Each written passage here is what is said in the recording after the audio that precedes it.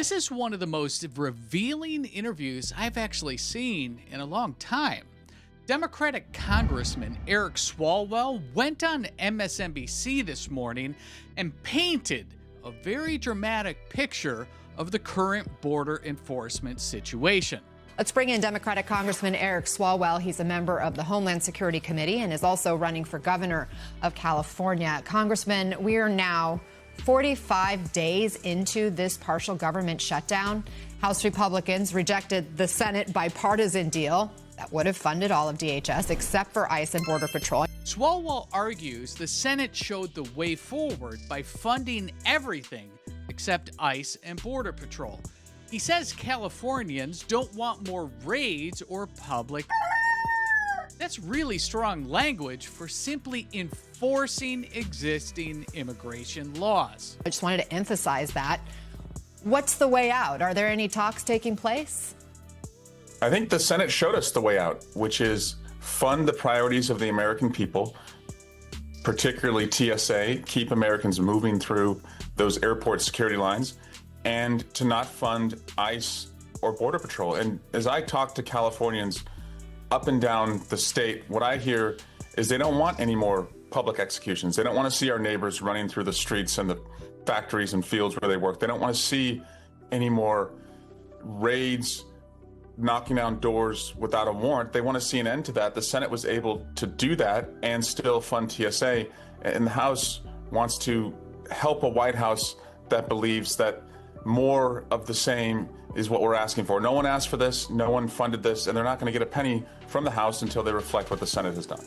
Well, let's be clear. The Senate version of this legislation didn't actually enact any reforms when it came to ICE and border protection. It just basically put that part of the discussion on hold while reopening the rest of DHS, funding these other parts of DHS like TSA, like FEMA, like the Coast Guard, et cetera. Here's what Border Czar Tom Homan said this weekend about some of the ICE reforms you and other Democratic colleagues have been asking for. Let's listen. I've been on Capitol Hill talking to both sides, and bottom lines, they want changes in ICE tactics. They want changes in policies. Look, the same laws that ICE follows today, the same laws about immigration enforcement have been in place during the Clinton, Obama, and now. The laws hasn't changed. We talk about body cameras. We'll pass the budget, and there's $120 million to buy body cameras. They want to talk about sensitive location and enforcement at sensitive locations, but they can't point to one instance, not one, where we've arrested anybody in a church or anybody inside of a hospital. There has been no issues like that. Congressman, what do you say to that? Well, I would tell him about a 6-year-old boy named Joseph from Hayward, California, not too far from where I'm sitting right now. A couple weeks ago, Joseph and his sibling and his mother were arrested, and his mom told ICE that Joseph had hearing devices that he needed to go with him. They wouldn't allow the devices to go with him.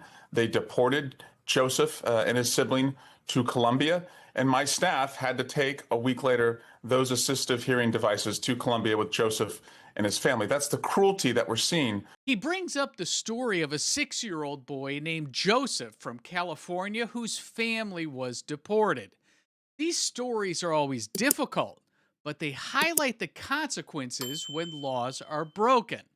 The laws Swalwell is criticizing are actually the same ones that were in place during the Clinton and Obama administrations. From ICE, this White House thinks that they can fund public executions and then create chaos at our airports, having people wait millions of hours in line, and that we're going to forget. We're not going to forget. Either we can make the reforms now, or they're not going to get a penny, which is what's happening, or voters aren't going to forget in November. Because in November, the masks are coming off, identification's coming out, a warrant's going to be required. There's going to be no more roving thugs in our community terrorizing people like Joseph and just inflicting this cruelty that nobody asked for. So at this point, it doesn't sound like there's any negotiation really happening that could move this ball forward. We'll wait and see what happens now between these leaders who are trying to work out a deal. But I want to turn to some new reporting, specifically involving you, Congressman. MS Now confirms, reporting from the New York Times and the Washington Post, that FBI Director Kash Patel is pressing to release a decade-old investigation file involving you and a suspected Chinese intelligence operative. Now, this woman is named Christine Fang, and according to the Post, helped with some fundraising of your 2014 election campaign.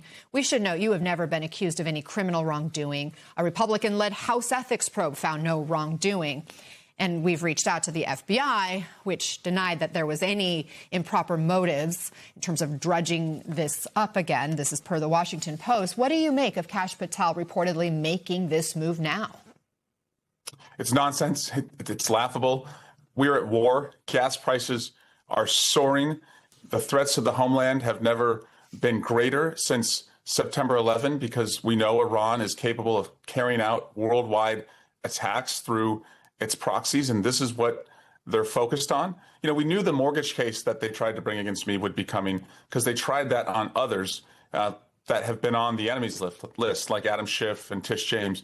And we knew this decade-old case was coming because... Then this conversation takes a fascinating shift to Kash Patel and a decade-old investigation involving Swalwell and a woman named Christine Fang, who reportedly helped with fundraising for his 2014 campaign.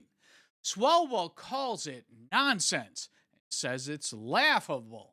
They don't have anything else. And we suspect that they'll try and interfere at least one more time in this election. You know, we're leading the race in the California governor's race. But here's the thing, Anna. Donald Trump does not get to choose the next governor of California. Swalwell claims the real issue is that the FBI routinely warns people about potential threats, and that this is all part of an effort to interfere with the California governor's race. What do you want people to know about your interactions with this woman, Christine Fang?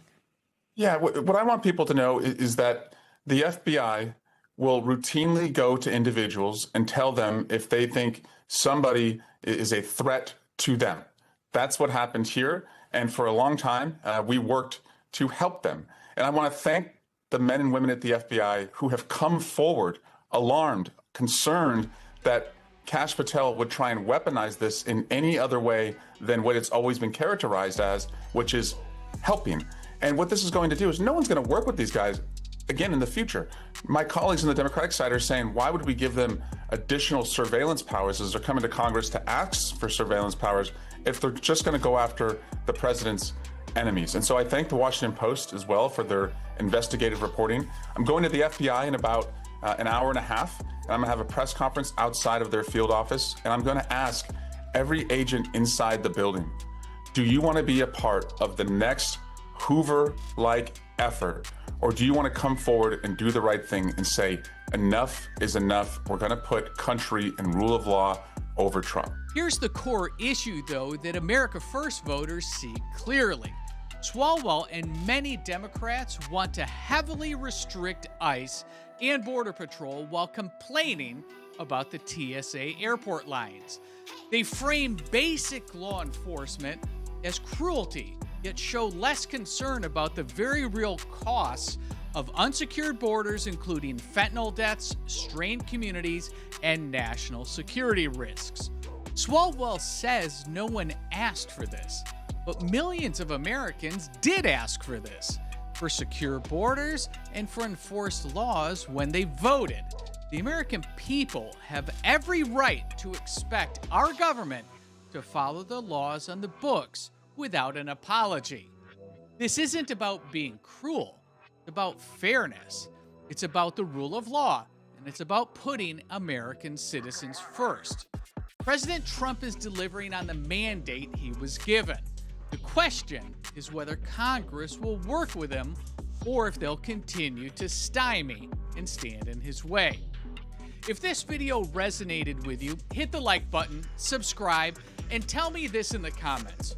What do you think is really driving the resistance to the strong border enforcement from the Democrats?